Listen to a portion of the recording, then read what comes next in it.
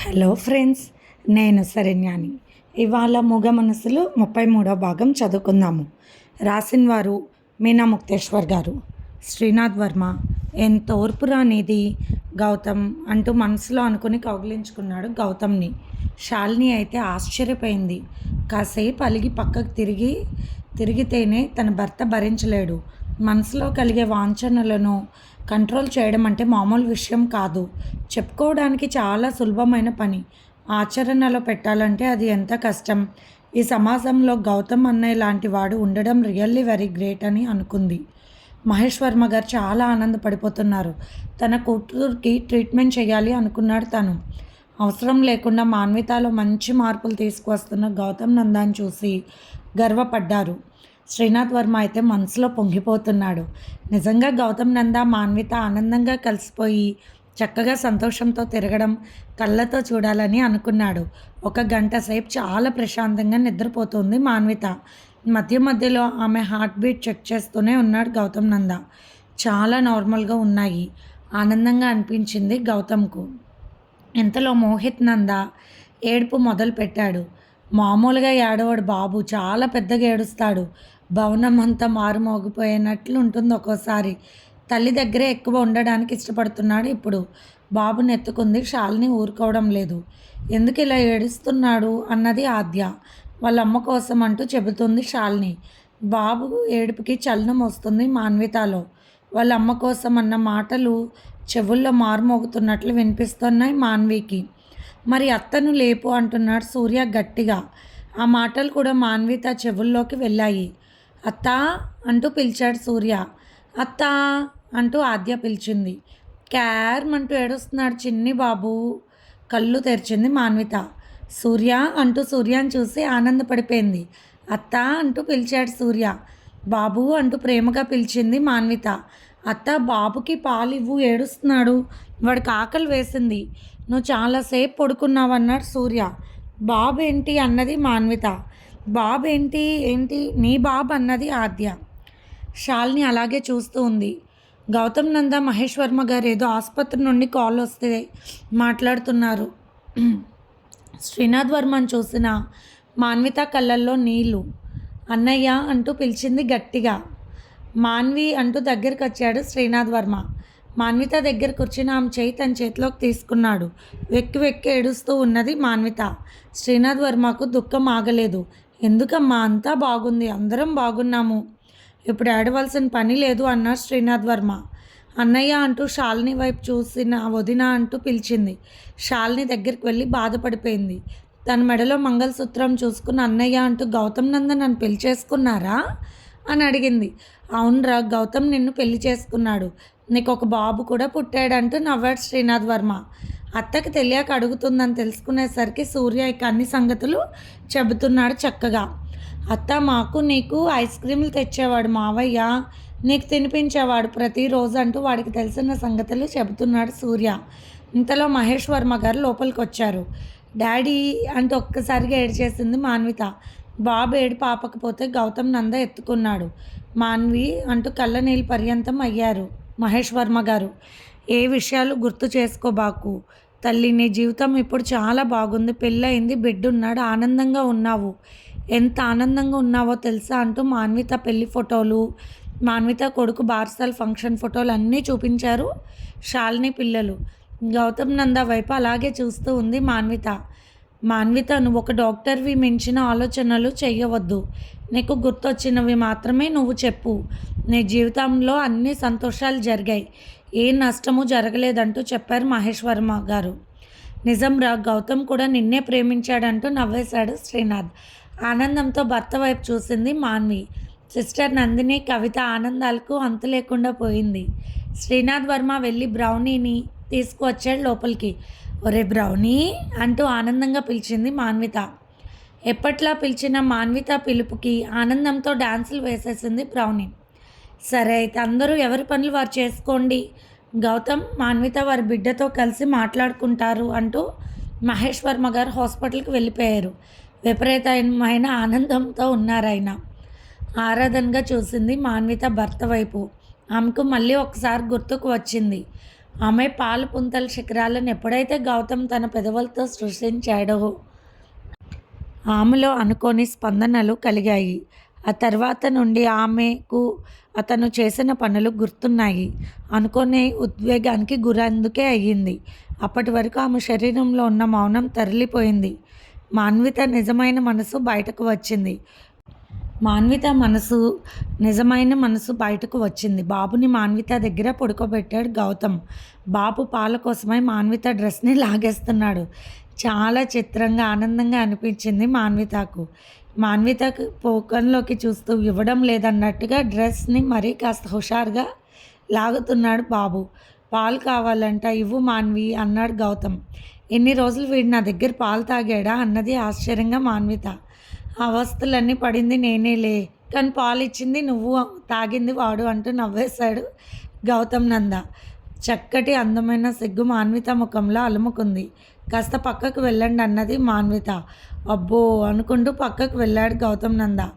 మాన్విత ఎప్పుడైతే dress zip లాగిందో అంత వేగంగా బాబు పాలు పట్టుకొని తాగేస్తూ ఉన్నాడు. మాన్వితలోని మాతృస్వరూపం ఒక్కసారిగా పొంగిపోయింది. అంచెల్ చెంచెల్గా ఆమెలో ఉన్న మౌన నిస్తేజం పక్కకు తొలగిపోతూ ఉంది. తండ్రి సహకారంతో పాలు తాగే మోహిత్ ఇప్పుడు తల్లి ప్రేమగా చేతులతో దగ్గరికి తీసుకుని పట్టేస్తుంటే ఒక్క కంట గమనిస్తూ పాలు తాగుతూ ఆనందపడుతూ ఉన్నాడు. ఎంతైనా గౌతమ్ కుమారుడు కదా, తెలివితేటలు ఉంటాయి. ఏంటి నాన్న అలా చూస్తున్నావు? నాలో ఒక బొమ్మలో ఉన్న అమ్మలో కదలిక వచ్చిందన్నా అంటూ బాబును ఒకసారి హత్తుకుని నుదుటిపై ముద్దు పెట్టుకుంది మాన్విత. ఒక చక్కటి చిరునవ్వు విరిసింది బాబు ముఖంలో. నాకేం తెలుసురాను, నాలో పెరగడము తెలియదు. తల్లి బిడ్డల కోర్సును ఎంత గొప్పగా చదివినా నేను నా అమ్మతనాన్ని మాత్రం అనుభవించలేకపోయాను. అసలు గౌతమ్తో నేను కలవడం కూడా తెలియదు నాకు. అంత అయోమయం పరిస్థితి. మరికే ఆలోచనలు లేకుండా బాబు పాలు ఆనందంతో తాగుతూ మధ్య మధ్యలో తల్లి వంక చూస్తూ ఒక చూపు ఆమె డ్రెస్ని లాగేస్తూ తన ఆనందాన్ని చెప్పుకుంటున్నాడు. పాలు తాగుతూ ఉన్న బాబు కంటతో తనని గమనిస్తున్న తీరు చూసి అల్లరివాడా అంటూ అమ్మతనాన్ని ఆనందంగా ఆస్వాదిస్తుంది మాన్విత. తల్లి దగ్గరే ఆనందంగా పడుకున్నాడు బాబు. చక్కగా బాబు పెదవులను క్లాత్తో పెట్టి తుడిచి జాగ్రత్తగా పడుకోబెట్టింది మాన్విత. బయట నుండి లాన్ వైపు చూస్తూ ఉంది. అక్కడ ప్రతి మొక్కను తన డాడీ అన్నయ్య పెట్టారు. ఆ మొక్కలన్నీ గాలికి అందంగా కదులుతూ పూలతో విరిసిపోయి తమ సువాసనల ద్వారా మాన్వితను పలకరించినట్లు అనిపించింది. హాయిగా అనిపించింది మాన్వితకు. గౌతమ్ నంద కూర్చునే చైర్లో ఒక పేపర్ గాలికి రెపరెపలాడుతూ ఉంది. దానిపై పేపర్ వెయిట్ పెట్టి ఏంటిది అనుకుంటూ తీసి చూసింది మాన్విత. మాన్విత, నా కలలు రానివి నువ్వు, ప్రతి క్షణం నా గుండెల్లో కదిలకవే నువ్వు. ఆనాడు ఇంటర్ కాలేజీలో నిన్ను చూసిన మొదటి రోజు నుంచే నిన్ను ప్రేమించాను. Love at first sight. కానీ చెప్పలేకపోయాను. నా జీవితాన్ని ఆపదలో గట్టెక్కించిన ఒక మహనీయుడు కుమార్తె నువ్వు. స్నేహాన్ని మించింది లేదంటూ నా స్నేహితుడు శ్రీనాథ్ వర్మ ఎప్పటికప్పుడు ఆపదలో నా తోడై ఉండి నన్ను ఒంటరితనం నుండి బయటకు లాగి ఈ ప్రపంచంలోకి తీసుకువచ్చిన వాడి చెల్లెలివి. అందుకే నా ప్రేమను నాలోనే దాచుకున్నాను. నీ ప్రేమ అక్షరమాలను రాస్తున్నప్పుడు కూడా నా గుండెల్లో నువ్వే ఉన్నావు. అనుక్షణం నీ ప్రేమకై పరితపించిపోయేవాడిని. కానీ అమెరికాలో నువ్వు మురళిని పెళ్లి చేసుకున్నావు అన్న విషయం తెలిసి బాధపడ్డాను. నాకు నేనే నిన్ను నాలో దాచుకుని నేనే బతకాలి ఒంటరిగా జీవితాంతం అని నిర్ణయించుకున్నాను. అలాంటప్పుడు మళ్ళీ నువ్వు వచ్చావు. నా ప్రేయస్గా కాదు, మురళి భార్యగా కూడా కాదు, హాస్పిటల్కి పేషెంట్గా వచ్చావు. నెల తప్పిన నిన్ను జాగ్రత్తగా చూసుకున్నాం అందరం కలిసి. అక్కడి నుండి చేసిన ప్రతి ప్రయత్నం నేను ఒక వీడియో తీసి దాచి ఉంచాను. నీకోసం భద్రపరచాలి. అది నువ్వు చూసి నీలో కలిగే విపరీతమైన ఆలోచనలకు ఫుల్ స్టాప్ పెడతావని ఆశిస్తున్నాను. మోహిత్ నంద మాత్రం మన బిడ్డే, సందేహమే లేదు. ఏవో ఆలోచించి మనసు పాడు చేసుకోకు. ఎప్పుడో ప్రేమించిన నేను మన ఇద్దరికీ పెళ్ళై ఒక బిడ్డ పుట్టాక చెప్తున్నాను ప్రేమ లేఖ ద్వారా నా ప్రేమను. అవన్నీ చదివిన మాన్విత కళ్ళు వర్షించాయి. ఒక్కసారి కుర్చీలో కూర్చుంది. గత ఆలోచనలు పరంపరలుగా కొనసాగాయి. అవును, ఇండియా రావడానికి సంతోషంగా గౌతమ్ నందాకు ప్రేమిస్తున్నానని తనే ముందుగా చెప్పడానికి బయలుదేరాను నేను అనుకుంటున్నా. మాన్విత అలాగే ఆలోచనలో ఉంది. శాలినికి గౌతమ్ నంద ఫోన్ చేసి ఒకసారి రూమ్లోకి వెళ్ళి చూస్తూ ఉండమ్మా, ప్రతి 15 నిమిషాలకు ఒకసారి అని చెప్పారు. శాలినిని చూసి రండి వదిన అంటూ పిలిచింది మాన్విత. నా కోసం మీరంతా చాలా శ్రమించి ఉంటారంటూ వదిన చేతులు పట్టుకుని థ్యాంక్స్ చెప్పింది మాన్విత. లేదు మాన్విత, మేమందరం చేసింది మామూలే, కానీ గౌతమ్ నంద అన్నయ్యే నీలో మార్పుకి కారణం. అనుక్షణం నీ ఆలాపనతోనే నీ ధ్యాసలోనే నీకు పరిచర్యలు చేస్తూనే గడిపాడు. ఈరోజు నిన్ను ఇలా బయట ప్రపంచంలోకి తీసుకురాగలిగాడు. అన్నయ్య లాంటి మనిషిని నేను ఎక్కడా చూడలేదు, ఇక చూడను కూడా అంటూ గర్వంగా చెప్పింది శాలిని. భార్య అయిన తర్వాత ఏవైనా సేవలు చేస్తారు కొందరు. తాళి కట్టి ఏమాత్రం సంబంధం లేకుండానే ఒక భర్తగా, తండ్రిగా, తల్లిగా, సోదరుడిగా, పనివాడిగా నీకు అన్నయ్య చేసిన సేవలు చాలా గొప్పవి మాన్వి. అవి మాటలతో తేలిగ్గా చెప్పుకోవడం కాదు. అలా చేసిన అన్నయ్య ఓర్పు, నేర్పును, పట్టుదలను చూసి చాలామంది నేర్చుకోవాలి పాఠం. జీవిత సత్యం. కోరిక గొప్పది కానే కాదు, ప్రేమతో తన ప్రేమను ఎటువంటి పరిస్థితుల్లో ఉన్నా కూడా దక్కించుకోవడమే నిజమైన ప్రేమ. ఆ విషయంలో గౌతమ్ అన్నయ్య కోట్ల జనంలో ఒకడిగా నిలిచిపోతాడంటూ గౌతమ్ని పొగుడుతున్న వదినను చూసి ఎంతో ఆనందపడిపోయింది మాన్విత. అత్త, నీకు ఐస్ క్రీమ్ అంటే ఇష్టం కదా, మావయ్యకి తెమ్మని చెప్పావా మన ఇద్దరికి? అన్నయ్యకి వద్దని చెప్పు, వాడు నన్ను కొట్టాడని అలిగింది ఆద్య. తప్పమ్మా, ఐస్ క్రీమ్ ఎప్పుడన్నా ఒకసారి తినాలి, అది కూడా మన ఇంట్లో తయారు చేసుకుని తింటే చాలా మంచిది. అనవసరమైన కలర్స్, పాలు బదులు ఏవేవో పౌడర్లు వాడతారు, ఆరోగ్యానికి అంత మంచిది కాదు కదా అన్నది మాన్విత. అయితే ఎందుకు ఐస్ క్రీములు విపరీతంగా తిన్నావు, నాతో అన్నయ్యతో కలిసి మావయ్యకు కూడా పెట్టకుండా అన్నది ఆద్య అలిగినట్టుగా ముఖం పెట్టి. అవునా అంటూ నవ్వింది మాన్విత. వదిన, మీరు వీక్గా కనిపిస్తున్నారు, మీరు ఫలానా పౌడర్ వాడాలి పాలల్లో కలుపుకున్నట్టు చెప్తున్న మాన్విత వైపు సంతోషంగా చూసింది శాలిని.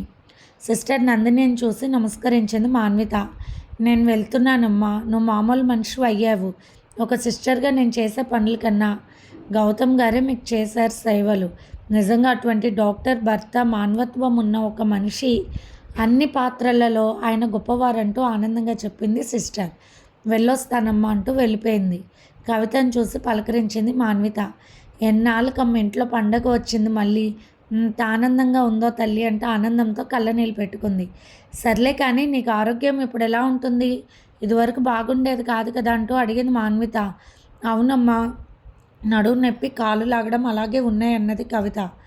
నిలబడి ఎక్కువసేపు ఉండకు, మధ్య మధ్యలో కాసేపు అలా కూర్చుని మళ్ళీ పని చేయి కావాలంటే.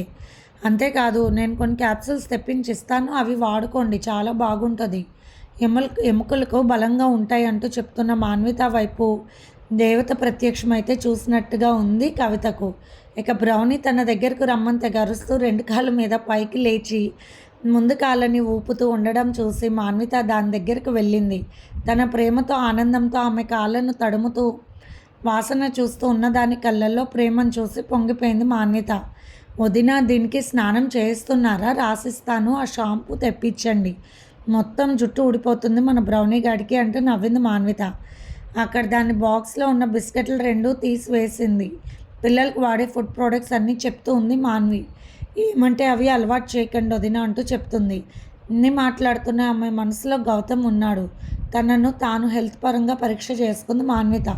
Okay, vitamin D, vitamin A ఇంకా అంటూ చూసుకుని మెడికల్ స్టోర్కి ఫోన్ చేసే ట్యాబ్లెట్స్, కవితకు సంబంధించిన ట్యాబ్లెట్స్ తెమ్మని చెప్పింది. ఏ రోజు నుంచే వాడాలి, ప్రతి క్షణం ఆయనకు ప్రేమను పంచాలి అనుకుంది మాన్విత నవ్వుకుంటూ. బాబుని చూసింది, ప్రశాంతంగా నిద్రపోతున్నాడు. తల్లి చేతులతో పట్టుకుని చక్కటి మెత్తని పక్కన పరిచి పడుకోబెట్టింది. మరి తల్లి పొత్తిల్లో కన్నా పడుకున్న పక్క వెచ్చగా ఉన్నది. ఆనందంగా నిద్రపోతున్నాడు బాబు. నిద్రలో నవ్వుకుంటూ ఉన్న బాబుని చూసి ఎంత అందంగా ఉన్నాడు అనుకుంది మాన్విత.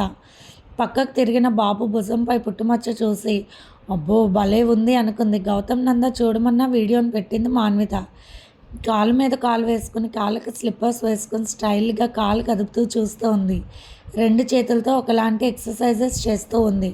మొదట్లో మాన్విత వచ్చినప్పుడు ఎలా ఉందో గమనించింది. తనేనా అసలు, ఏంటి అలా చలనం లేకుండా ఉంది అనుకుంది ఆశ్చర్యంగా.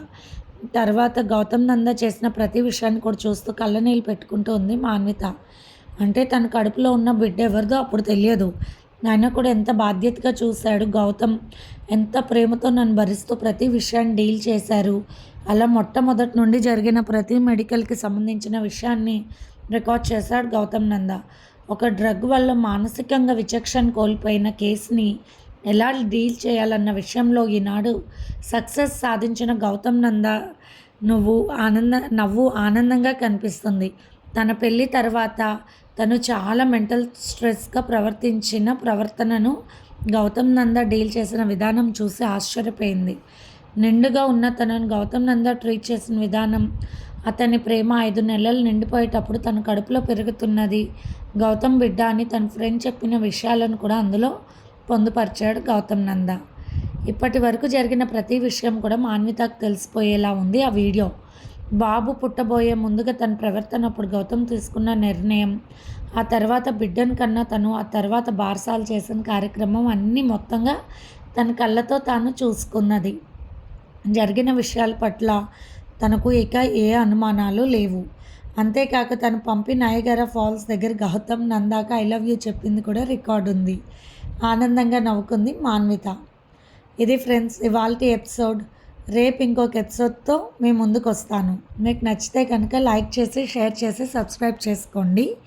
అలాగే మన ఛానల్లో ప్రసారం అవుతున్న positive thoughts written by Shri కొమ్నపల్లి Ganapathi Rao గారు కూడా చదివి మీ అమూల్యమైన సమీక్షలు తెలియచేయండి. ఉంటాను.